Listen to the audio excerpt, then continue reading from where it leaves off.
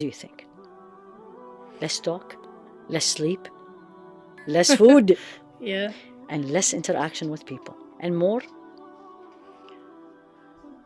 Dhikr. Exactly, mashallah. Remembrance of Allah is the cleaning agent of the heart. Um, Any form of Yeah. remembering Allah, reading Quran, memorizing, asking Allah for forgiveness, doing morning and evening adhkar, saying subhanallah, Yeah. reflecting on the nature, and you say, Ya Allah, Subhanallah. what beauty is this? Yeah. Who are you?